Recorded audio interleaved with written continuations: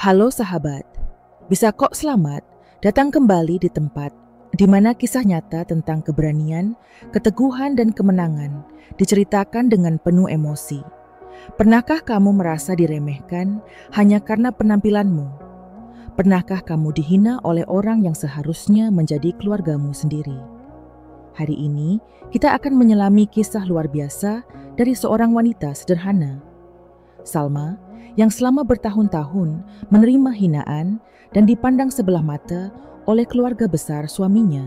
Namun di balik dasternya yang lusuh dan sikap diamnya yang sabar tersembunyi satu rahasia besar. Sebuah kebenaran yang ketika terungkap membuat semua orang yang pernah merendahkannya harus berlutut memohon pengampunan. Ini bukan sekadar kisah tentang balas dendam, tapi tentang pembuktian diri, tentang harga diri yang tidak bisa dibeli oleh jabatan atau kekayaan semu. Sebelum kita mulai, jangan lupa tekan tombol like jika kamu percaya bahwa harga diri lebih berharga dari segalanya. Share video ini ke teman-temanmu yang butuh semangat baru dan subscribe ke channel. Bisa kok, agar kamu tidak ketinggalan kisah-kisah inspiratif yang membangkitkan jiwa. Yuk, kita mulai ceritanya. Namanya Salma, seorang wanita sederhana yang tidak pernah memikirkan kemewahan dalam hidupnya. Sejak kecil Airi dibesarkan dalam keluarga yang mengajarkan nilai-nilai kesederhanaan, kerja keras, dan ketulusan. Baginya, kebahagiaan bukan diukur dari berapa banyak harta yang dimiliki, melainkan dari seberapa tulus seseorang mencintai dan menghargai orang lain. Saat bertemu Bayu, suaminya Salma merasa ia telah menemukan seseorang yang bisa menerima dirinya apa adanya. Bayu tampak bersahaja, rendah hati, dan penuh kasih. Mereka menikah dalam upacara sederhana tanpa pesta mewah atau gemerlap yang berlebihan. Salma tidak meminta banyak.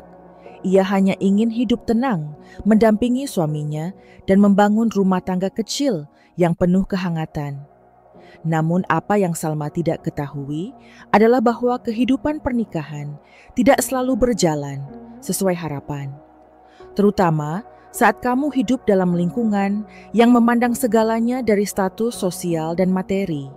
Keluarga besar Bayu, meskipun di luar tampak ramah dan sopan, ternyata memiliki standar yang sangat tinggi dalam menilai seseorang. Bagi mereka, harga diri seseorang diukur dari jabatan gaji dan seberapa mengkilap kehidupan yang ditampilkan di depan umum.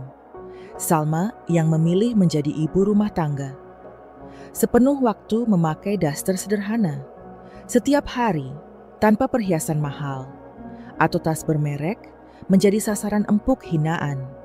Diam-diam, bahkan terkadang terang-terangan. Awalnya Salma berpikir bahwa dengan ketulusan dan kesabaran, ia bisa memenangkan hati keluarga besar suaminya.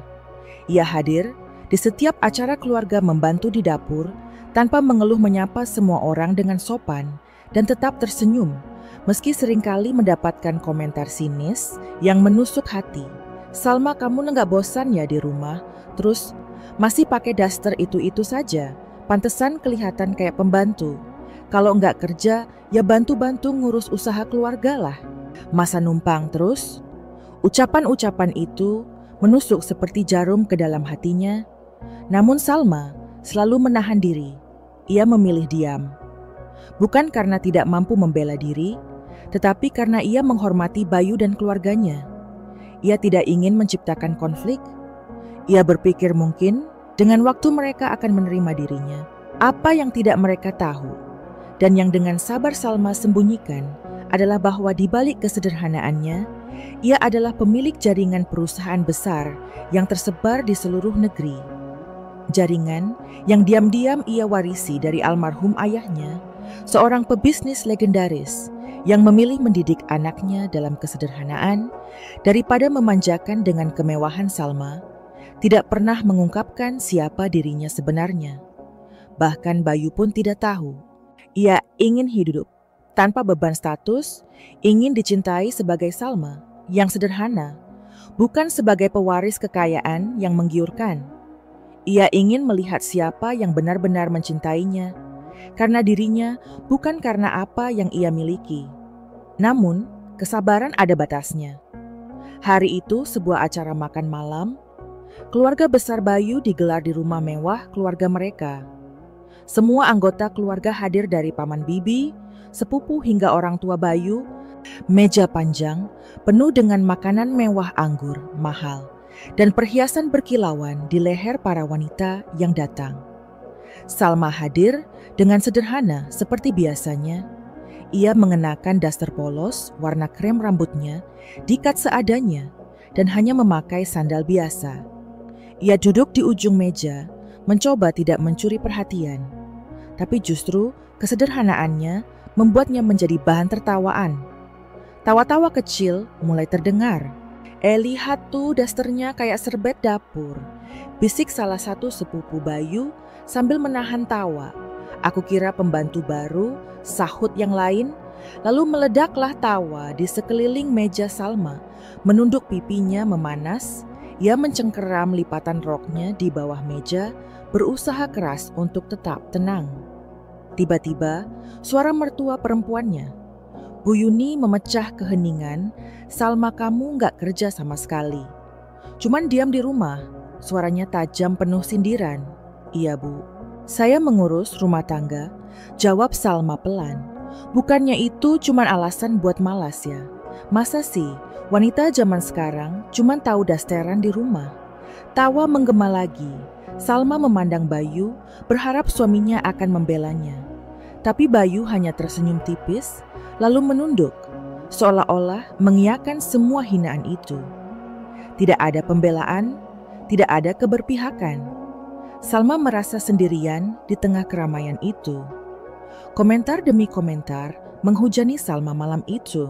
Kamu itu beban Salma, ujar salah satu pamannya Pak Anton yang menjabat sebagai direktur di salah satu cabang perusahaan milik Salma sendiri. Ironis tanpa ia sadari, kalau kamu kerja sedikit saja kamu bisa bantu Bayu. Jangan hanya mengandalkan gaji suami. Kata-kata itu menghantam Salma keras, seperti gelombang dingin yang membekukan darahnya. Padahal yang mereka tidak tahu, seluruh jabatan mewah yang mereka banggakan, direktur, manajer, kepala cabang, semuanya ada. Karena keputusan Salma di balik layar, ia yang menyetujui promosi mereka. Ia yang menandatangani berkas-berkas yang membawa mereka ke posisi itu. Tapi Salma diam. Selama ini ia memilih diam karena cinta. Namun malam itu, sesuatu di dalam dirinya, patah hatinya tidak bisa lagi menahan rasa sakit, harga dirinya sebagai seorang manusia, sebagai seorang wanita, diinjak-injak dengan kejam oleh orang-orang yang bahkan tidak tahu siapa dirinya sesungguhnya.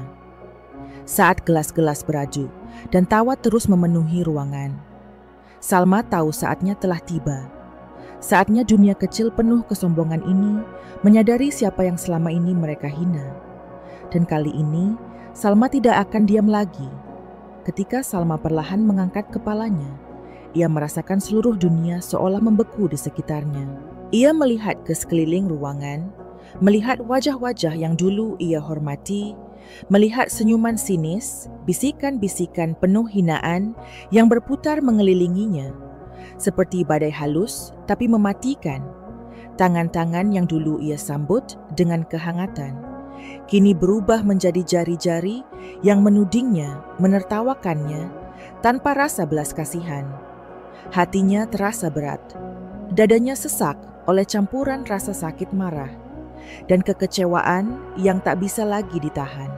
Ia sudah cukup lams berdiam diri, membiarkan harga dirinya diinjak-injak, membiarkan kesabaran menggerogoti keberadaannya sendiri. Tapi malam ini, di bawah lampu kristal yang bergemerlapan indah, namun penuh kepalsuan ini, Salma menyadari bahwa sudah saatnya ia berbicara. Sudah saatnya ia membiarkan kebenaran yang selama ini ia sembunyikan bersinar lebih terang daripada semua penghinaan yang dilemparkan kepadanya. Dengan gerakan yang tenang namun penuh ketegasan, Salma bangkit dari kursinya. Kursi kayu yang didudukinya mengeluarkan deret kecil cukup untuk membuat beberapa kepala menoleh ke arahnya. Sebagian Karena rasa ingin tahu, sebagian karena mengharapkan hiburan tambahan dari wanita sederhana yang mereka kira tidak akan pernah berani mengangkat suara Salma berdiri di sana di tengah ruangan besar yang dipenuhi ornamen mewah, mengenakan gaun sederhana tanpa perhiasan mencolok. Namun malam itu ia memancarkan sesuatu yang lebih berharga daripada emas martabat. Ruangan yang tadi riuh perlahan menjadi sunyi ketika semua orang mulai memperhatikan bahwa Salma wanita yang selalu mereka remehkan kini berdiri di hadapan mereka dengan pandangan yang sama sekali berbeda. Bukan pandangan takut, bukan pandangan malu, tapi pandangan yang kokoh penuh kesadaran diri dan yang paling mengejutkan penuh keberanian. Bu Yuni yang selama ini menjadi motor utama penghinaan terhadap Salma tersenyum tipis sinis, lalu dengan nada mengejek berkata, "Mau apa lagi kamu berdiri di situ, Salma? Mau kabur karena malu? Kalau iya pintu keluar di sana." Beberapa orang tertawa pelan mendengar ucapan itu, tapi tawa mereka terdengar canggung tidak sekuat tadi. Ada sesuatu di atmosfer malam itu yang berubah, sesuatu yang membuat hati mereka gelisah, walau mereka sendiri belum tahu apa. Salma menatap lurus ke arah Bu Yuni. Dengan suara yang tenang, namun cukup keras untuk terdengar ke seluruh ruangan, ia berkata, "Saya berdiri di sini bukan untuk lari. Saya berdiri di sini untuk akhirnya berbicara." Sejenak, hanya detak jam tua di sudut ruangan yang terdengar. Semua mata kini tertuju pada Salma. Bahkan Bayu yang selama ini memilih diam dan bersembunyi di balik ketidakpeduliannya, kini menatap istrinya dengan campuran ketakutan dan kebingungan. Salma melangkah, maju mendekati meja utama, tempat para tetua keluarga duduk, lalu meletakkan sebuah amplop tebal di atas meja dengan gerakan yang sangat terkendali. Ia menatap semua yang hadir satu persatu, memastikan setiap kata yang akan ia ucapkan menancap dalam di hati mereka. Selama ini, Salma memulai suaranya jernih. "Saya mendengarkan, saya menerima, saya diam. Saya membiarkan diri saya dihina, direndahkan, dianggap tidak ada. Saya pikir dengan bersabar, dengan bertahan, suatu saat Anda semua akan melihat saya sebagai manusia, bukan hanya sebagai beban." Ia berhenti sejenak, membiarkan kata-katanya menggantung di udara. Beberapa wajah mulai menunjukkan tanda-tanda ketidaknyamanan, tapi malam ini, lanjutnya suaranya mulai mengeras. "Saya sadar bahwa orang-orang seperti Anda tidak akan pernah melihat nilai seseorang dari ketulusan atau kesetiaan. Hanya tahu mengukur manusia dengan jabatan, dengan uang, dengan seberapa mewah baju yang mereka kenakan." Salma membuka amplop itu, perlahan menarik keluar beberapa dokumen berstempel resmi dan menunjukkannya ke seluruh ruangan. "Di sini," katanya sambil mengangkat dokumen itu, "adalah bukti bahwa saya Salma adalah pemilik sah jaringan perusahaan yang saat ini menopang kemewahan Anda semua." Kebisuan membungkus seluruh ruangan. Bu Yuni memucat. Pak Anton yang tadi begitu lantang menghina Salma kini menegang seperti patung.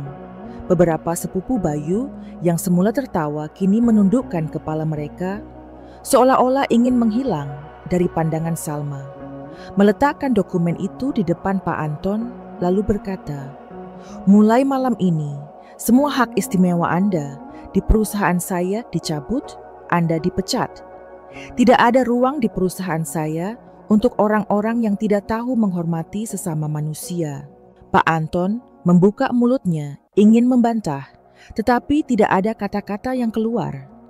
Ia mengambil dokumen itu dengan tangan gemetar, membacanya dengan mata yang melebar karena syok. Kemudian menatap Salma seolah baru pertama kali melihat siapa dirinya sebenarnya. Salma kemudian berbalik menghadap Bayu suaminya yang kini berdiri terpaku di tempatnya. Wajahnya lebih pucat dari sebelumnya. "Coach Bayu," kata Salma, suaranya lebih lembut tapi tidak kalah tegas. "Aku pernah mencintaimu dengan segenap hatiku.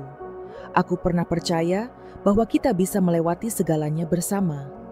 Tapi malam ini, aku sadar bahwa cinta tanpa penghargaan hanyalah penjara tak berjeruji. Dengan gerakan pelan namun penuh keteguhan, Salma melepas cincin kawinnya, meletakkannya di meja di depan Bayu. Aku membebaskan diriku malam ini. Mulai besok kita bukan lagi suami istri.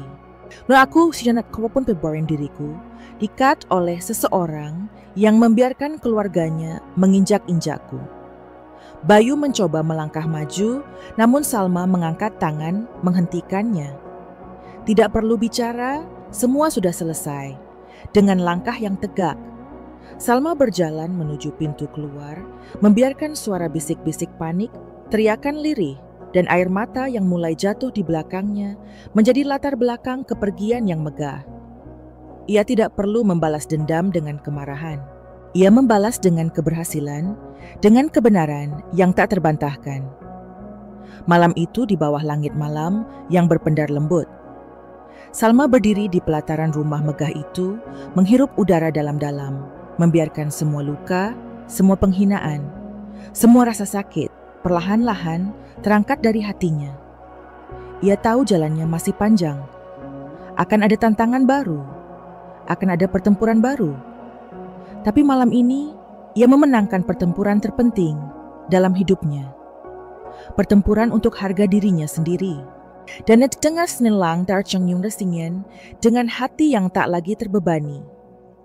Salma melangkah pergi meninggalkan masa lalu yang kelam menuju masa depan yang cemerlang yang akhirnya sepenuhnya menjadi miliknya. Malam itu, saat Salma melangkah menjauh dari rumah keluarga besar, Bayu pikirannya tidak lagi dipenuhi oleh rasa sakit ataupun amarah. Yang menguasai dirinya hanyalah satu hal, ketenangan. Ketenangan yang lahir dari keputusan bulat untuk tidak lagi membiarkan siapapun menginjak-injak harga dirinya. Angin malam membelai wajahnya dingin, namun menyegarkan seolah dunia pun menyambut kebebasan barunya dengan tangan terbuka. Salma mengendarai mobilnya, perlahan melewati jalan-jalan kota yang mulai lengang. Lampu-lampu jalanan membentuk garis-garis cahaya yang berkilauan di kaca depan, dan di balik semua kilau itu, Salma mulai menyusun rencana, bukan rencana kecil, bukan sekadar balasan setimpal, melainkan sebuah pembuktian besar bahwa kebenaran dan harga diri tidak bisa selamanya dikubur oleh kesombongan dan kemunafikan. Sesampainya di apartemen Salma, langsung menuju ruang kerjanya. Di sana, ia membuka lemari besi kecil yang tersembunyi di balik rak buku.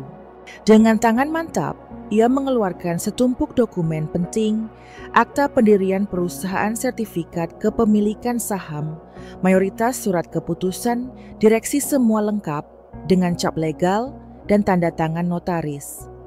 Semua bukti yang selama ini ia simpan rapat, kini akan menjadi senjata untuk menyingkap kebenaran yang telah terlalu lama disalahpahami. Salma menatap dokumen-dokumen itu dengan sorot mata yang dalam. Ia teringat betapa beratnya ia mempertahankan prinsip kesederhanaan. Selama ini menahan diri untuk tidak menggunakan kekuasaan yang sah miliknya hanya demi membiarkan cinta tumbuh secara alami. Namun, kenyataan telah membuktikan bahwa cinta tanpa penghargaan hanyalah ilusi rapuh, dan bahwa mempertahankan martabat diri jauh lebih penting daripada mempertahankan hubungan yang penuh luka. Malam itu, Salma menyusun surat resmi. Ia memanggil tim hukumnya, orang-orang kepercayaannya yang selama ini bekerja di balik layar. Ia menjelaskan semuanya dengan suara tegas. Mulai esok hari, semua jabatan yang dipegang oleh anggota keluarga Bayu di seluruh perusahaan akan dicabut. Semua fasilitas yang mereka nikmati, mobil dinas, rumah dinas, kartu akses VIP akan dibatalkan. Semua hak istimewa mereka yang selama ini diberikan karena belas kasihnya akan ditarik tanpa ampun. Tim hukum Salma bekerja cepat. Surat pemecatan, surat pemberitahuan resmi kepada seluruh cabang perusahaan, serta siaran pers untuk media massa disiapkan dalam hitungan jam. Salma tidak lagi ragu, tidak lagi Ada tempat untuk belas kasihan terhadap orang-orang yang dengan sengaja menginjak-injak martabat orang lain. Pagi harinya sebelum matahari, benar-benar naik surat-surat. Itu dikirimkan email resmi, masuk ke seluruh jajaran eksekutif. Grup WhatsApp internal perusahaan meledak dengan pesan-pesan panik. Telepon Salma berdering tanpa henti. Namun ia membiarkan semuanya berlalu tanpa jawaban. Ia tahu badai sudah datang dan ia tidak perlu menjelaskan apapun. Fakta akan berbicara sendiri. Tidak butuh waktu lama hingga berita itu sampai ke telinga keluarga besar. Bayu Bu Yuni yang sedang bersantai di ruang tamu. Mewahnya hampir menjatuhkan ponsel dari tangannya ketika membaca email pemecatan tersebut. Wajahnya memucat, matanya membelalak tak percaya. Pak Anton yang selama ini membanggakan diri sebagai direktur senior yang disegani, hampir pingsan di tempat saat menerima surat pemberhentian tanpa pesangon. Sepupu-sepupu Bayu yang sebelumnya suka mengolok-olok. Salma kini berlarian seperti ayam kehilangan induk, berusaha mencari jalan untuk mempertahankan posisi mereka. Namun sia-sia. Bayu yang baru saja bangun tidur menerima kabar itu dengan syok. Ia mencoba menghubungi Salma, namun semua pesannya hanya centang satu. Imam senior mencoba menelepon, tapi langsung masuk ke voicemail. Untuk pertama kalinya dalam hidupnya, Bayu merasakan apa artinya kehilangan sesuatu yang lebih berharga daripada jabatan atau status. Kehilangan seseorang yang tulus mencintainya, yang selama ini ia abaikan. Sementara itu, Salma sudah menyiapkan langkah selanjutnya. Ia mengatur pertemuan besar, sebuah rapat akbar, dengan seluruh manajemen dan karyawan perusahaan. Ia ingin semua orang tahu apa yang sebenarnya terjadi, dan siapa yang selama ini berdiri di balik kesuksesan mereka. Di ballroom hotel mewah, dengan latar belakang logo besar perusahaan miliknya. Salma berdiri di atas panggung, mengenakan setelan hitam. Elegan rambutnya disanggul rapi.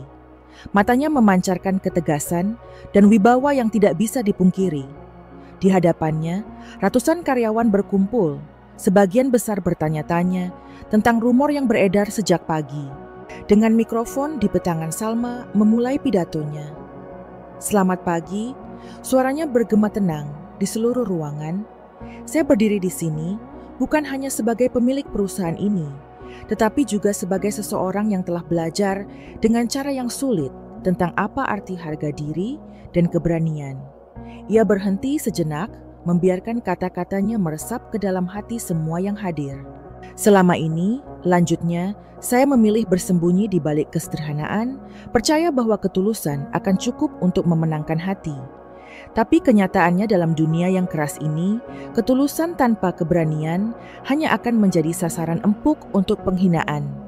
Salma kemudian menceritakan kisahnya tentang bagaimana ia dihina, direndahkan, bahkan oleh keluarganya sendiri, hanya karena ia memilih untuk tidak memamerkan kekayaannya. Menceritakan bersama negosiasi berhani dalam diam. Bagaimana ia menyaksikan orang-orang yang seharusnya mendukungnya, malah menikamnya dari belakang. Di antara hadirin, ada yang menundukkan kepala, ada yang menahan napas, ada yang menitikkan air mata.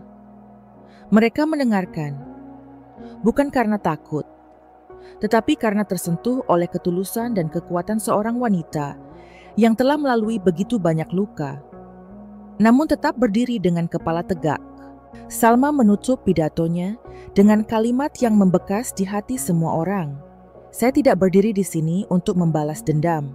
Saya berdiri di sini untuk mengambil kembali apa yang seharusnya menjadi milik saya.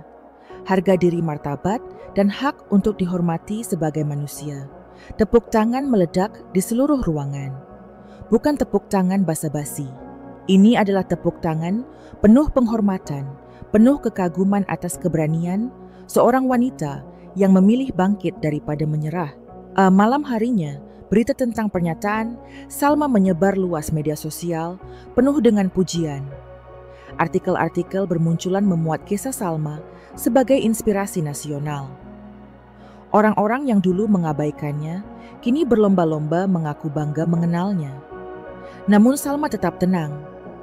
Ia tahu yang terpenting bukanlah pengakuan dari dunia luar, melainkan kedamaian di dalam dirinya sendiri. Dan di balik semua kegemilangan itu, Salma tahu ia telah membuktikan sesuatu, bahwa kekuatan sejati seorang wanita tidak terletak pada kekayaannya, tidak pada status sosialnya, tetapi pada keberaniannya untuk tetap setia pada dirinya sendiri, bahkan ketika seluruh dunia meragukannya. Malam itu, di balkon apartemen tingginya, Salma menatap langit penuh bintang. Di sampingnya Adrian, penasihat hukumnya sekaligus sahabat yang setia, menyodorkan secangkir teh hangat. "Kamu sudah membuat sejarah, Salma," katanya sambil tersenyum. Salma membalas senyum itu dengan damai. "Bukan sejarah untuk dunia," katanya pelan, "tapi sejarah untuk diriku sendiri. Karena kadang-kadang kemenangan terbesar bukanlah saat dunia mengakui kita. Kemenangan terbesar adalah saat kita bisa mengakui dengan sepenuh hati bahwa kita layak dihormati, layak dicintai, dan layak memilih diri kita sendiri." Setelah konferensi pers besar-besaran yang menggemparkan dunia bisnis, nama Salma menjadi perbincangan hangat di seluruh penjuru negeri. Bukan hanya karena kekayaan dan kekuasaan yang ia ungkapkan, melainkan karena keberanian luar biasanya dalam menghadapi hinaan pengkhianatan dan merubah semuanya menjadi kemenangan elegan. Tapi bagi Salma, perjalanan belum berakhir. Ia tahu untuk benar-benar mengakhiri babak masa lalunya yang kelam, ia harus menegakkan keadilan dengan cara yang tak terbantahkan. Dan itu berarti membiarkan mereka yang pernah menginjak-injak harga dirinya menerima balasan yang setimpal. Pagi itu, Salma duduk di ruang rapat utama gedung pusat perusahaannya. Dinding-dinding kaca tinggi membingkai pemandangan kota Jakarta yang sibuk. Namun di dalam ruangan itu, suasana sangat sunyi dan berat. Di hadapannya duduk para eksekutif tinggi, termasuk beberapa anggota keluarga besar Bayu yang masih menduduki posisi strategis hingga hari ini. Mereka datang dengan wajah gelisah, mengenakan setelan rapi yang tidak lagi bisa menyembunyikan ketakutan yang menggerogoti hati mereka. Salma mengenakan setelan jas putih gading sederhana, tapi memancarkan aura kekuasaan yang tak bisa disangkal. Rambutnya ditata rapi, wajahnya tenang. Matanya tajam seperti belati yang terhunus. Ia mengetuk-ngetukkan ujung pena di atas meja kayu besar, menciptakan ritme pelan yang memantul di dinding ruangan. Setelah beberapa saat membiarkan ketegangan menggantung Salma, akhirnya berbicara suaranya lembut, namun membawa bobot yang membuat semua orang menahan napas. "Saya mengundang Anda semua ke sini bukan untuk berdiskusi, bukan untuk bernegosiasi, melainkan untuk mengumumkan keputusan yang sudah final," katanya sambil menatap satu persatu wajah-wajah tegang di depannya. Beberapa dari mereka mencoba menyusun pembelaan di kepala mereka, mencoba mencari celah untuk menyelamatkan diri. Tetapi tatapan Salma yang tak berkompromi segera memadamkan semua upaya tersebut. Salma menggeser setumpuk dokumen ke tengah meja.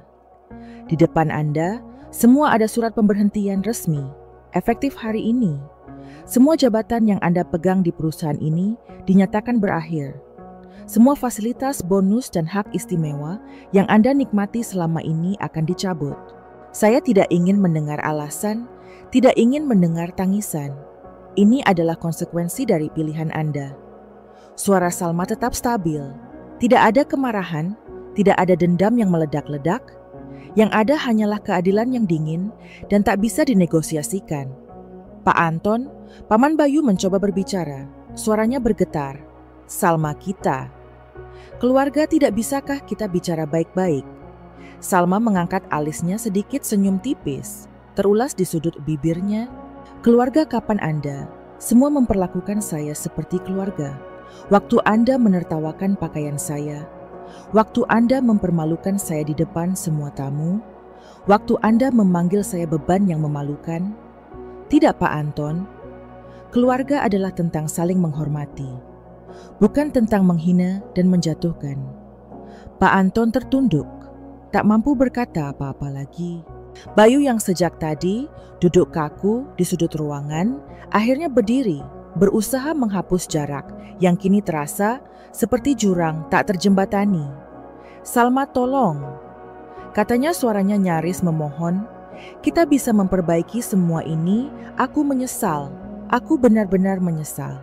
Salma menatapnya lama, seolah-olah menimbang apakah pria yang dulu pernah ia cintai itu pantas mendapatkan sedikit belas kasih. Tapi apa yang ia lihat di mata Bayu bukanlah penyesalan sejati, melainkan ketakutan akan kehilangan kenyamanan, kehilangan kemewahan yang selama ini dinikmati di atas punggungnya. "Aku sudah memberimu kesempatan, Bayu," jawab Salma tenang. "Bertahun-tahun aku bertahan. Bertahun-tahun aku menunggu satu kata dukungan darimu. Tapi kamu diam. Kamu memilih menjadi penonton saat aku diinjak-injak. Kini kamu menuai apa yang kamu tanam." Suasana di dalam ruangan semakin berat. Udara terasa tebal, penuh dengan rasa malu, ketakutan, dan penyesalan yang datang terlambat.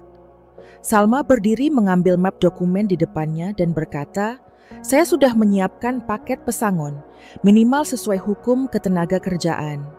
Anda bebas mengambilnya dan pergi dengan sisa harga diri yang mungkin masih Anda miliki. Atau Anda bisa menolak dan menghadapi konsekuensi hukum atas pelanggaran-pelanggaran Anda selama ini." Tidak ada yang menjawab, tidak ada yang berani menantang. Satu persatu, mereka menunduk menandatangani surat pemberhentian mereka dengan tangan gemetar. Dan satu persatu, mereka meninggalkan ruang rapat itu tanpa suara, tanpa protes, hanya keheningan memalukan yang mengikuti langkah mereka. Begitu pintu terakhir menutup, Salma menghembuskan napas panjang. Bukan karena lelah, melainkan karena lega. Beban bertahun-tahun akhirnya terangkat dari pundaknya. Salma tidak terburu-buru meninggalkan ruang rapat itu. Ia berdiri sejenak, membiarkan dirinya meresapi momen bersejarah ini. Momen di mana ia tidak hanya mengembalikan kendali atas hidupnya, tetapi juga menegaskan kepada dunia bahwa kebaikan hati bukanlah alasan untuk diinjak-injak. Ia merapikan berkas-berkas di meja dengan gerakan tenang, lalu berbalik melangkah keluar dari ruangan tanpa menoleh ke belakang. Di luar ruangan, beberapa karyawan yang tidak tahu menahu tentang drama, di dalam menundukkan kepala, memberi salam hormat saat Salma lewat. Mereka tidak berani mengajukan pertanyaan, tetapi dari sorot mata mereka, Salma bisa merasakan campuran rasa hormat, kekaguman, dan mungkin juga sedikit ketakutan. Ia memahami semua itu. Ia tidak mengharapkan pujian. Ia hanya ingin mengukir satu pelajaran di hati semua orang, bahwa harga diri seseorang adalah sesuatu yang suci, yang harus dijaga, apapun risikonya. Beberapa hari setelah pembersihan besar, itu kehidupan keluarga besar. Bayu berubah drastis. Dulu mereka terbiasa hidup dalam kemewahan, mengendarai mobil-mobil mewah, menginap di hotel bintang 5, menikmati liburan ke luar negeri dengan uang perusahaan. Kini semua itu hilang. Aset-aset mereka disita satu persatu untuk menutupi utang-utang yang selama ini tersembunyi. Mereka dipaksa menjual rumah, mobil, bahkan perhiasan pribadi untuk bertahan hidup. Bu Yuni yang dulu kerap menyombongkan diri di hadapan kolega-koleganya, kini harus rela tinggal di rumah kontrakan, sempit di pinggiran kota. Ia yang terbiasa makan di restoran mewah, kini harus berdesakan di pasar tradisional, menawar harga sayuran dengan sisa uang yang dimilikinya. Setiap kali ia berjalan, melewati tetangga-tetangganya, bisikan-bisikan penuh rasa iba, dan terkadang ejekan mengikuti di belakang punggungnya, seperti bayangan yang tak pernah bisa ia lepaskan. Pak Anton yang dulunya selalu berbicara tentang etika bisnis dan kehormatan keluarga, kini harus mencari pekerjaan serabutan untuk bertahan hidup. Tidak ada lagi jabatan direktur, tidak ada lagi rapat-rapat penting. Ia hanyalah satu dari sekian banyak orang yang kehilangan segalanya karena kesombongan dan ketamakan Bayu. Mungkin yang paling menderita di antara mereka. Tanpa dukungan finansial dari Salma, tanpa pekerjaan tetap, dan dengan reputasi yang hancur, ia terpaksa bekerja sebagai supir online. Setiap kali ia mengantar penumpang, ia harus menahan rasa malu saat mengenalkan diri. Tahu bahwa dulunya ia adalah anak emas yang disanjung-sanjung keluarganya. Kini ia hanyalah sosok yang diabaikan, ditinggalkan bahkan oleh teman-teman lamanya. Sementara itu, Salma tetap melanjutkan hidupnya. Ia memperluas kerajaan bisnisnya ke bidang sosial. Ia mendirikan yayasan untuk memberdayakan perempuan dari latar belakang sederhana, memberi mereka akses pendidikan, pelatihan keterampilan, dan modal usaha kecil. Baginya, membalas luka masa lalu dengan membangun masa depan yang lebih baik. Bagi banyak orang, adalah bentuk kemenangan yang paling agung. Pada suatu kesempatan, Salma diundang untuk menjadi pembicara utama dalam sebuah forum internasional tentang kepemimpinan perempuan. Dalam pidatonya yang menyentuh hati ribuan orang, ia berkata, "Ketika dunia mencoba menjatuhkanmu, jangan balas dengan kebencian. Balas dengan keberhasilan. Balas dengan membuktikan bahwa kamu lebih besar daripada rasa sakit yang mereka berikan." Tepuk tangan bergema membanjiri ruangan. Salma berdiri di atas panggung, menerima penghormatan itu dengan ketulusan. Di dalam hatinya, ia tahu penghormatan sejati bukan datang dari dunia luar, melainkan dari kedamaian dalam dirinya sendiri. Pada malam yang tenang, setelah acara itu, Salma kembali ke apartemennya. Ia duduk di balkon, memandang lampu-lampu kota yang berkelap-kelip di kejauhan. Di sebelahnya Adrian, yang kini menjadi pasangan hidupnya, duduk sambil membaca buku. Mereka tidak banyak berbicara. Keheningan di antara mereka bukan keheningan yang kosong, melainkan keheningan yang nyaman, penuh dengan pemahaman dan rasa syukur. Salma menyandarkan kepalanya di bahu Adrian, menarik napas dalam-dalam, dan untuk pertama kalinya dalam hidupnya, ia merasa benar-benar bebas. Bebas dari luka lama. Bebas dari harapan-harapan kosong. Bebas untuk mencintai dirinya sendiri sepenuhnya. Ia tahu jalan yang telah ia lalui bukanlah jalan yang mudah. Banyak air mata, banyak malam tanpa tidur. Banyak rasa sakit yang harus ditanggung sendirian. Tapi semua itu membawanya ke tempat ini, tempat di mana ia bisa hidup dengan kepala tegak, dengan hati yang ringan, dan dengan jiwa yang penuh cahaya. Adenan dalam kemikan malam itu, Salma berjanji kepada dirinya sendiri bahwa ia akan terus berjalan maju, bahwa ia akan terus menjadi cahaya bagi dirinya sendiri dan bagi orang lain, bahwa ia tidak akan pernah lagi membiarkan siapapun memadamkan sinar yang telah ia nyalakan dengan penuh perjuangan. Sebab dalam hidup kemenangan sejati bukanlah saat musuhmu jatuh di kakimu. Kemenangan sejati adalah saat kamu berdiri di atas luka-lukamu, tersenyum kepada dunia dan berkata, "Aku tidak hancur. Aku justru menjadi diriku sendiri yang paling kuat."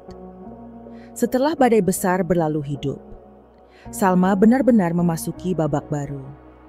Tidak ada lagi beban masa lalu yang menghantuinya. Tidak ada lagi luka lama yang mengikat langkahnya. Ia kini berdiri di atas pijakan yang kokoh, dengan hati yang ringan dan semangat yang membara untuk menjalani hidup, sesuai dengan pilihannya sendiri.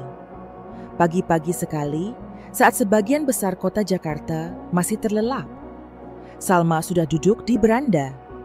Apartemennya yang luas menikmati secangkir teh hangat, sambil memandangi langit yang perlahan berpendar keemasan.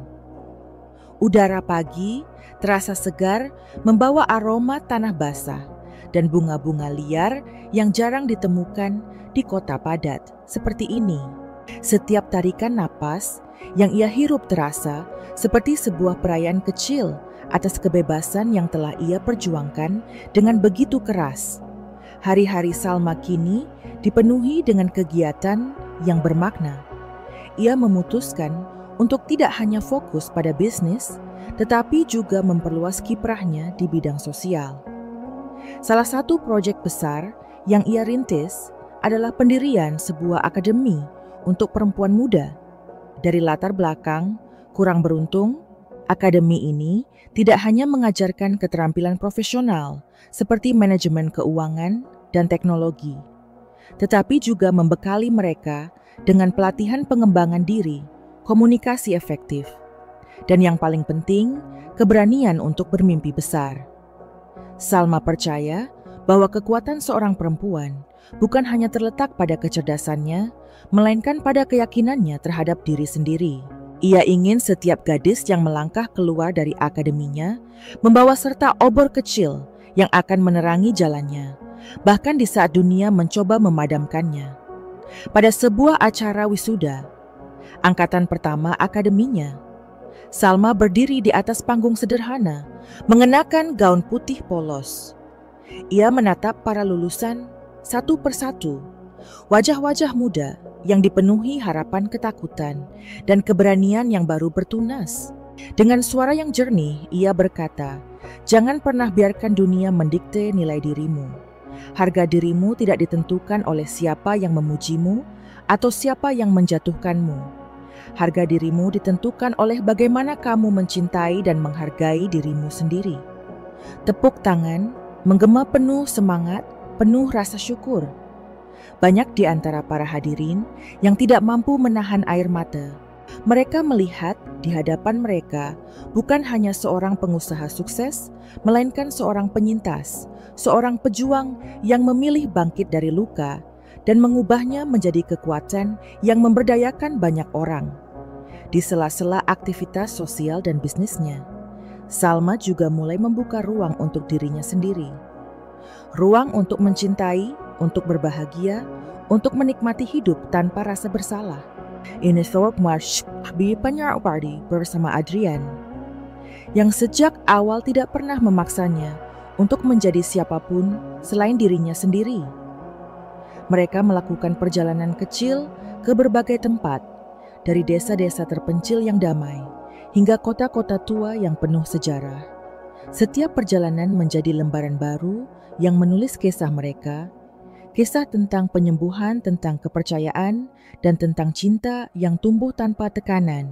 Pada suatu sore yang sejuk di Ubud, Bali, Salma dan Adrian duduk di beranda villa kecil yang menghadap ke sawah hijau yang bergelombang seperti samudra. Tenang, burung-burung berkicau di kejauhan, dan aroma dupa serta bunga frangipani memenuhi udara. Mereka berbincang santai, membahas rencana masa depan, berbagi mimpi-mimpi sederhana, seperti menanam kebun kecil, membuka sekolah gratis untuk anak-anak desa, dan menulis buku bersama tentang perjalanan hidup mereka. Salma menatap. Adrian matanya berkilat lembut di bawah sinar matahari sore. Ia sadar cinta sejati tidak pernah memaksa untuk terburu-buru. Cinta sejati memberi ruang, memberi waktu, dan tetap ada. Bahkan ketika semuanya tidak sempurna, ia menemukan bahwa cinta yang sebenarnya tidak mengubah siapa dirinya, melainkan merayakan semua bagian dirinya, termasuk bekas luka yang dulu ia sembunyikan rapat-rapat. Di tengah semua kedamaian itu, Salma tidak melupakan dirinya sendiri. Ia ada tetap peluang waktu untuk bermeditasi, menulis jurnal, dan merawat tubuhnya. Ia mengikuti kelas yoga setiap minggu, bukan untuk mengejar bentuk tubuh sempurna, melainkan untuk merayakan setiap tarikan dan hembusan napas sebagai bukti bahwa ia masih hidup, masih kuat, dan masih terus bertumbuh. Salah satu momen penting dalam perjalanan barunya adalah ketika Salma memutuskan untuk menulis buku, bukan sekadar autobiografi, melainkan sebuah surat cinta untuk semua perempuan yang pernah merasa tidak cukup baik, tidak cukup cantik, tidak cukup layak. Dalam bukunya, Salma membagikan kisah-kisah luka, kekalahan, dan kebangkitan dengan kejujuran yang menelanjangi jiwa. Ia tidak berusaha tampil sempurna. Ia ingin para pembaca merasakan bahwa mereka tidak sendirian, bahwa luka mereka sah, dan bahwa di balik setiap luka ada pintu menuju kekuatan yang belum mereka sadari. Buku itu berjudul Mencintai Diri di Tengah Dunia yang Menghakimi, menjadi bestseller. Dalam waktu singkat, ribuan surat email dan pesan pribadi membanjiri akun media sosialnya, berisi kisah-kisah pribadi orang-orang yang terinspirasi oleh perjalanannya. Salma membaca setiap pesan dengan penuh rasa syukur, menangis bersama mereka, tersenyum bersama mereka, dan dalam hatinya ia tahu bahwa ia telah menemukan tujuan hidupnya yang sejati. Malam itu, saat ia duduk sendirian di balkon, memandangi bintang-bintang yang berkelap-kelip di langit, Bali Salma tersenyum kepada dirinya sendiri. Ia tidak lagi merasa perlu membuktikan apapun kepada siapapun. Ia telah berdamai dengan masa lalu. Ia telah membangun masa kini dengan tangan sendiri. Dan ia melangkah ke masa depan dengan hati yang penuh cahaya. Dalam keheningan malam itu, ia berbisik kepada angin, seolah-olah berjanji kepada dirinya sendiri. Aku akan terus berjalan. Aku akan terus mencintai. Aku akan terus menjadi cahaya untuk diriku dan untuk dunia.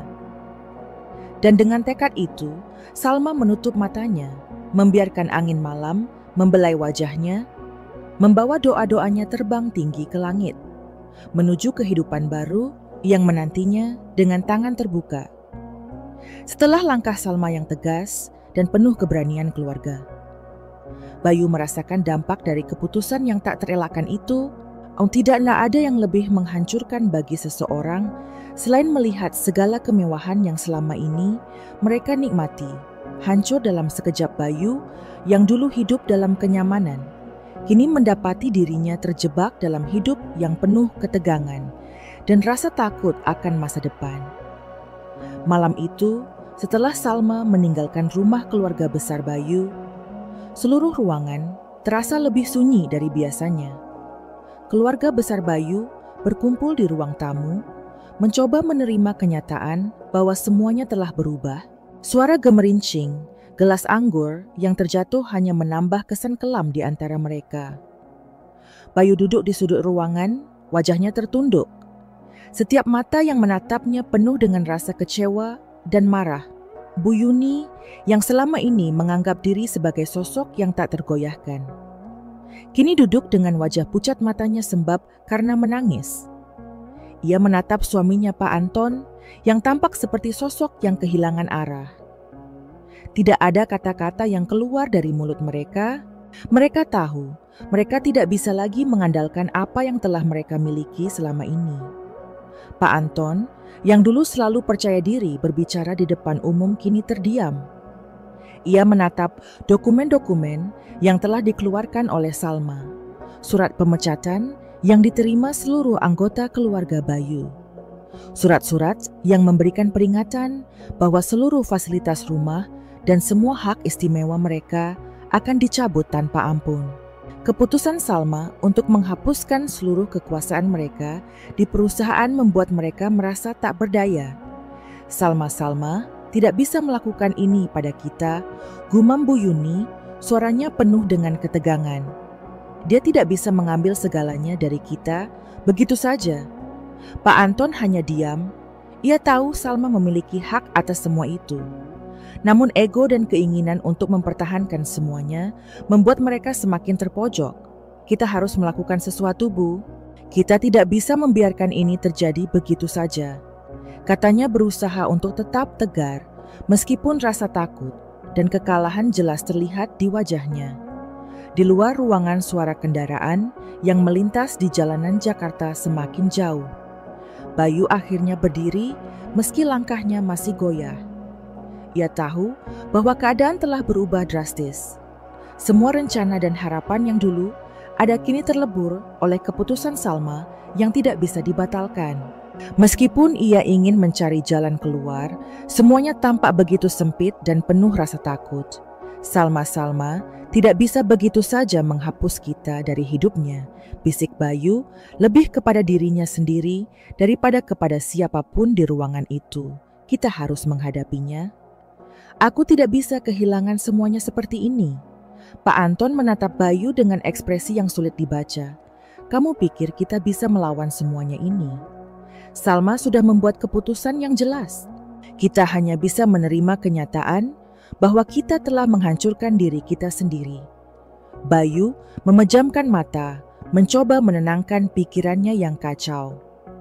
Ia tahu bahwa Salma tidak akan memberikan kesempatan kedua. Semua pengkhianatan yang dilakukan, semua kata-kata kasar dan hinaan yang dilemparkan kini berbalik menjadi hukuman yang harus mereka hadapi. Keputusan Salma untuk mengakhiri semuanya membuat mereka terperangkap dalam hidup yang penuh penyesalan. Pada malam yang sama, Bayu memutuskan untuk menghubungi Salma. Ia tahu ini adalah kesempatan terakhir untuk mencoba menyelamatkan sedikit kehormatan. Dan masa depannya, ia mengirim pesan kepada Salma, berusaha untuk mengutarakan permintaan maaf yang tulus, meski ia tahu bahwa kata-kata tidak akan pernah cukup untuk memperbaiki segala kerusakan yang telah ia buat. Salma, aku tahu aku telah mengkhianatimu. Aku sangat menyesal. Bisakah kita berbicara? Aku ingin memperbaiki semuanya, namun meskipun ia menunggu sepanjang malam, tidak ada balasan dari Salma tidak membalas pesan-pesan itu. Setiap detik yang berlalu membuat Bayu semakin merasa terjebak dalam kesendirian dan penyesalan. Ia tidak lagi mendapatkan perhatian dari Salma yang dulu selalu siap mendengarkan. Meskipun ia tahu Salma telah lama memaafkan, namun tidak ada lagi kesempatan untuk kembali. Keesokan harinya, Bayu kembali berusaha menemui Salma secara langsung. Ia datang ke apartemennya, berharap bisa berbicara. Empat mata mencoba menjelaskan semuanya. Ketika ia sampai di depan pintu, hatinya berdegup kencang. Ia mengetuk pintu dengan penuh harapan. Namun setelah beberapa detik, pintu itu terbuka. Salma berdiri di sana, tampak tenang dan teguh. "Salma," kata Bayu, suara hampir hilang. "Aku hanya ingin kesempatan untuk memperbaiki semuanya. Aku tahu aku salah, tapi aku ingin memulai lagi. Bisakah kita berbicara?" Salma menatapnya dengan mata yang penuh ketegasan. Tidak ada kemarahan di sana, hanya kepastian yang memancar. "Bayu," jawabnya pelan, "sudah terlalu banyak waktu yang kamu sia-siakan. Aku sudah cukup lama menunggu, cukup lama bertahan. Tapi aku tidak akan kembali lagi." Bayu terdiam, merasa hatinya hancur. Jadi ini benar-benar berakhir? Tanyanya, suaranya serak. Salma mengangguk perlahan, tanpa rasa benci, tanpa rasa marah. Hanya ada kesedihan yang mendalam. "Ini berakhir, Bayu. Bukan karena aku ingin membalas dendam, tetapi karena aku sudah memilih untuk hidup dengan harga diriku sendiri. Kamu harus menghadapinya." Bayu merasa dunia seolah runtuh di hadapannya. Ia tahu bahwa apa yang ia miliki selama ini tidak akan pernah bisa ia dapatkan kembali.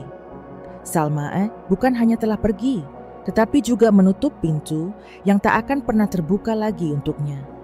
Tanpa kata-kata lagi, Salma menutup pintu dengan lembut, meninggalkan Bayu di luar.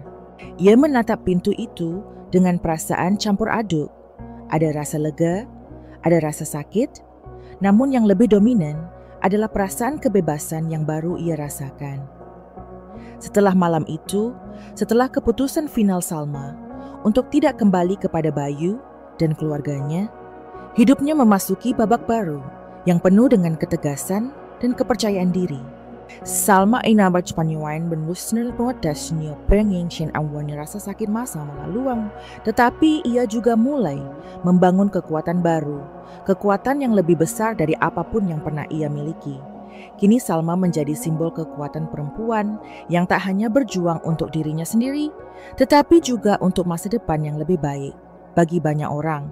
Meskipun Salma sudah memutuskan untuk tidak lagi terikat pada masa lalu, ia tidak dapat mengabaikan kenyataan bahwa ada hal yang lebih penting yang harus ia lakukan, menegaskan posisinya di dunia bisnis dan sosial.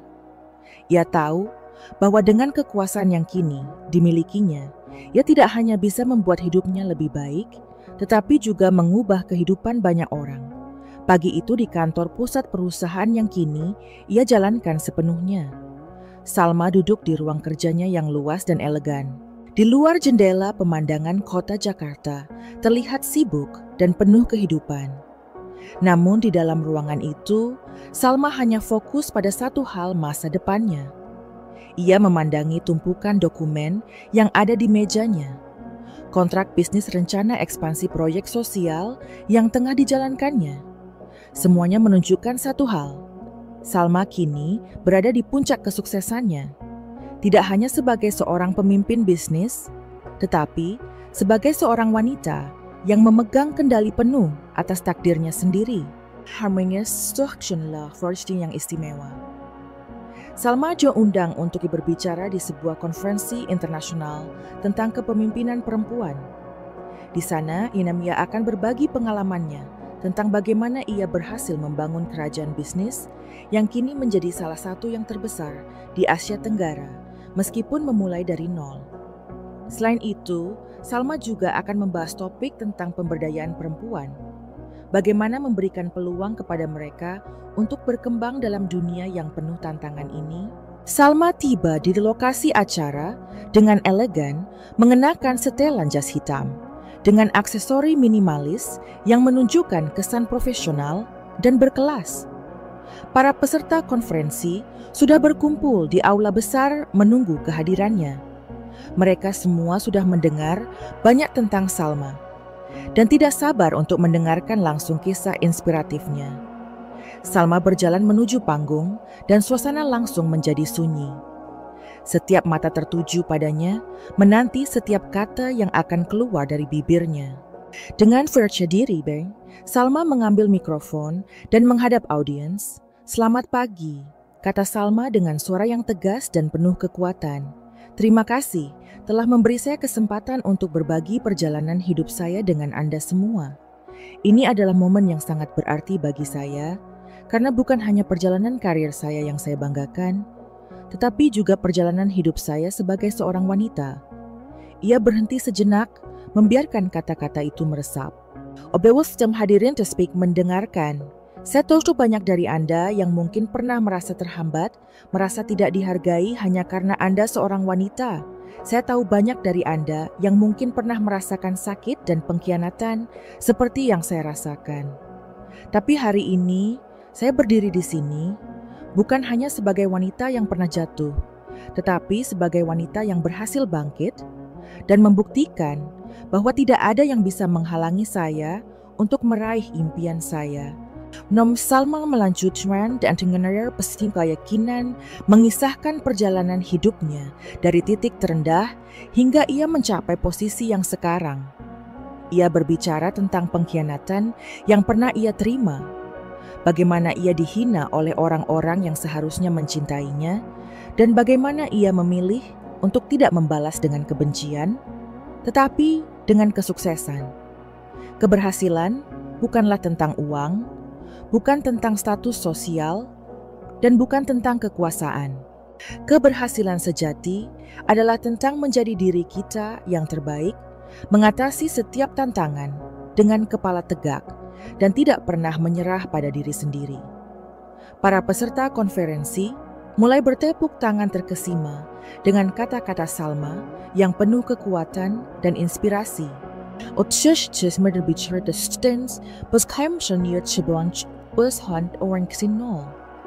Bagaimana menghadapi rintangan yang datang setiap hari, dan bagaimana ia tidak pernah membiarkan siapapun, terutama keluarganya, menentukan nilai dirinya. Salma berbicara tentang bagaimana ia memberikan kesempatan kepada perempuan muda untuk maju, agar mereka bisa mencapai potensi tertinggi mereka sama seperti yang ia lakukan. Setelah menyelesaikan pidatonya, Salma berdiri tegak di panggung, matanya menatap ke seluruh audiens.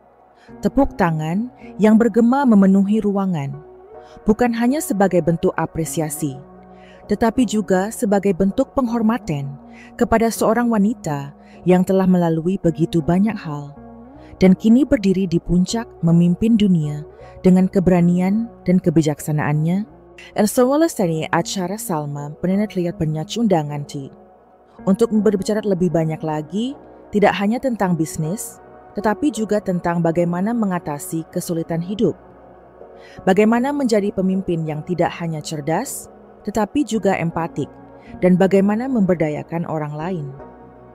Salma tidak hanya menjadi pemimpin bisnis yang sukses, tetapi juga menjadi simbol bagi banyak perempuan yang ingin melihat ada harapan dan keberanian di dunia yang penuh tantangan ini. Setelah acara tersebut, Salma kembali ke ruang kerjanya. Sebuah email masuk ke inboxnya dari perusahaan besar yang sebelumnya ia tolak untuk bekerja sama, karena mereka tidak pernah menghargai potensi dirinya. Kali ini, mereka mengundangnya untuk menjadi mitra utama dalam sebuah proyek ekspansi besar. Mereka mengakui kekuatan Salma dan nilai yang ia bawa. Salma membaca email itu dengan senyum tipis. Ia tahu ini adalah salah satu bukti nyata bahwa ia telah memilih jalan yang benar. Namun meskipun kesuksesannya semakin besar, Salma tidak pernah melupakan siapa dirinya yang sebenarnya. Ia masih menghabiskan waktu bersama Adrian, sahabat yang kini menjadi lebih dari seorang teman. Mereka berbicara tentang masa depan, tentang perjalanan yang masih panjang, dan tentang bagaimana mereka akan terus saling mendukung untuk mencapai tujuan bersama. Pada suatu malam, saat Salma dan Adrian duduk bersama di balkon apartemen mereka, di bawah langit malam yang dipenuhi bintang, Adrian berbicara dengan penuh perasaan. "Salma, aku sangat bangga padamu. Kamu tidak hanya berhasil bangkit, tetapi kamu juga mengubah hidup banyak orang. Kamu menginspirasi begitu banyak orang untuk berani mengikuti impian mereka." Salma tersenyum lembut, menatap bintang-bintang yang bersinar terang di atas mereka. "Aku tidak melakukan ini untuk pujian atau untuk diakui. Aku melakukan ini karena aku ingin menunjukkan kepada dunia bahwa kita semua punya potensi yang luar biasa. Kita hanya perlu berani untuk menghadapinya." Adrian mengangguk, matanya berbinar. "Dan kamu telah membuktikannya.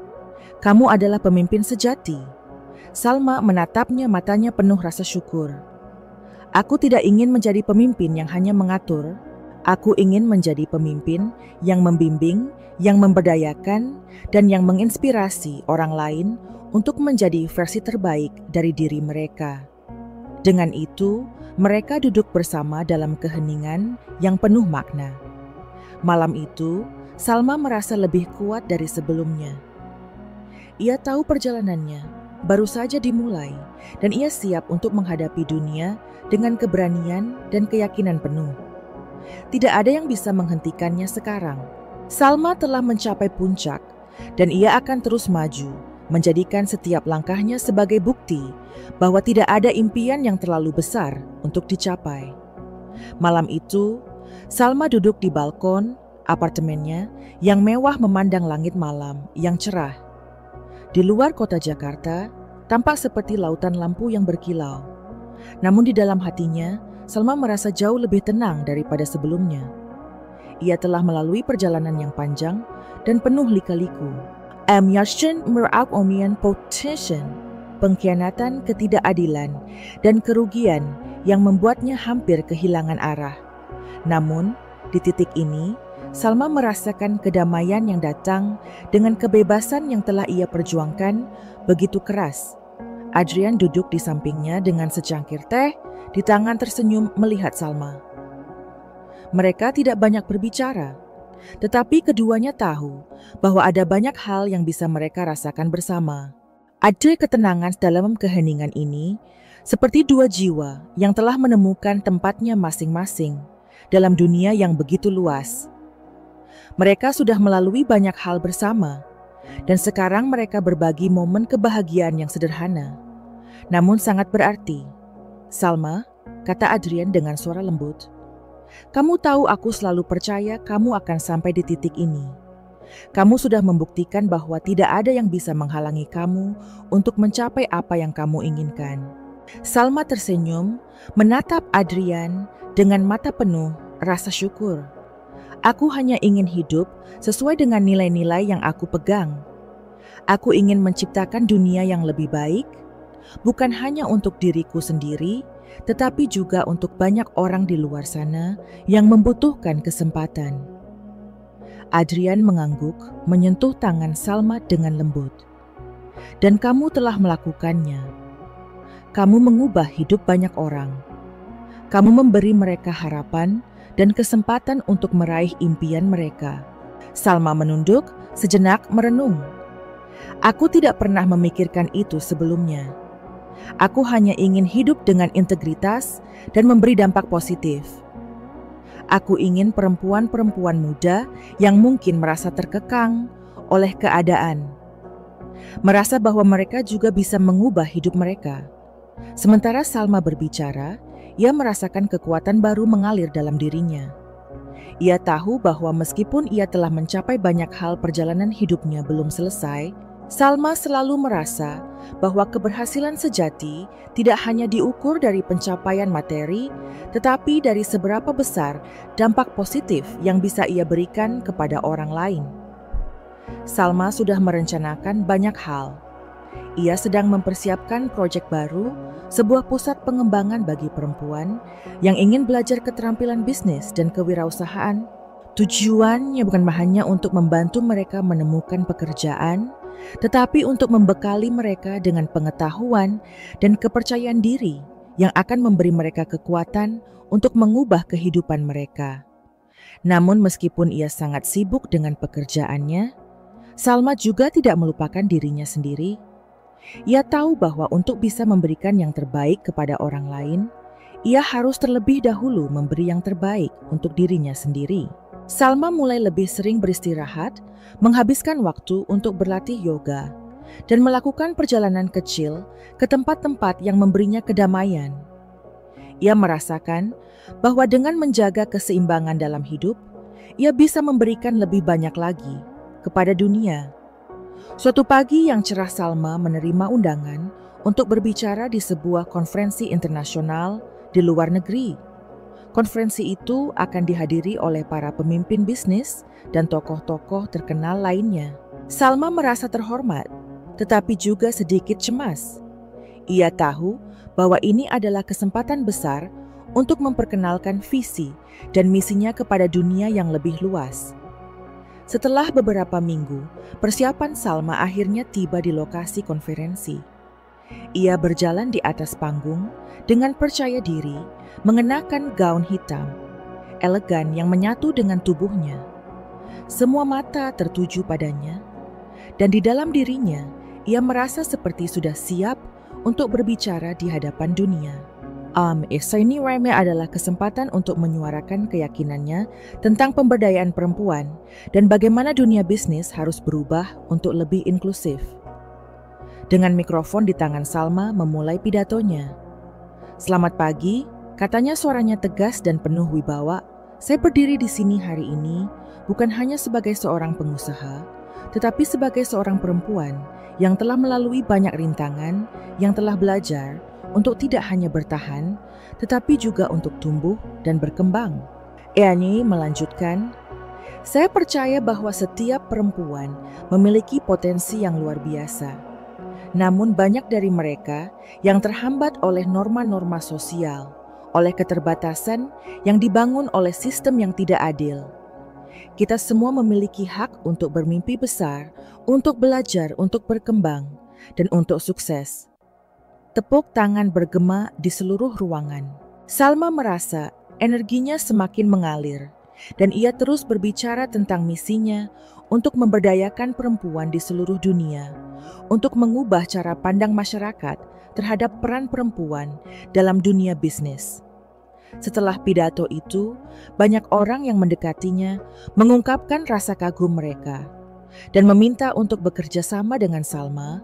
Namun meskipun banyak tawaran datang Salma, tetap merasa bahwa tujuannya yang utama adalah untuk membangun dunia yang lebih baik bagi banyak orang, terutama perempuan yang tidak memiliki kesempatan yang sama. Kembali ke Jakarta, Salma melanjutkan proyek-proyek sosialnya dengan lebih semangat.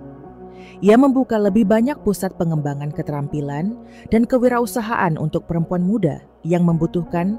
Ia juga semakin aktif di media sosial, berbagi kisah inspiratif, dan memberikan nasihat bagi mereka yang ingin memulai karir mereka sendiri. Salma menjadi suara bagi mereka yang tidak bisa mengungkapkan perjuangan mereka. Dan ia merasa bahagia karena bisa memberikan dampak positif yang besar. Pada suatu malam, saat Salma dan Adrian duduk bersama di teras, menikmati teh panas sambil memandangi langit berbintang. Salma merasa penuh dengan rasa syukur. Ia telah menjalani hidup yang penuh dengan tantangan dan kesulitan. Tetapi ia tahu bahwa semua itu telah membentuk dirinya menjadi pribadi yang lebih kuat dan lebih bijaksana. Adrian, kata Salma dengan suara lembut, "Aku merasa hidupku sekarang lebih bermakna. Aku tahu bahwa aku tidak akan pernah berhenti berjuang untuk mencapai lebih banyak lagi. Tapi aku juga tahu kebahagiaan sejati datang dari memberi, dari membagikan apa yang kita punya untuk orang lain." Adrian tersenyum, matanya penuh kebanggaan. "Kamu sudah melakukan itu, Salma. Kamu sudah memberi begitu banyak kepada dunia, dan kamu mengubah hidup banyak orang." Salma menatap Adrian, dan untuk pertama kalinya dalam hidupnya, ia merasa sepenuhnya bebas. Bebas dari masa lalu, bebas dari ketakutan, dan bebas untuk mencintai dirinya sendiri. Dan orang-orang di sekitarnya.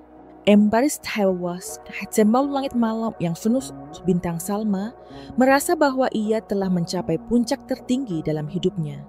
Bukan karena apa yang ia miliki, tetapi karena apa yang ia beri kepada dunia. Ia telah mengubah hidupnya dan kini ia bisa merayakan kebahagiaan dan kedamaian yang selama ini ia cari. Salma tahu bahwa perjalanannya belum selesai. Masih banyak tantangan yang akan datang, masih banyak yang harus dilakukan. Tetapi malam itu ia tahu satu hal, pasti hidupnya adalah miliknya sendiri. Dan sebenarnya untuk pertama kalinya, saya mengatakan kepada dunia, aku layak, aku bebas, dan aku siap menghadapi masa depan.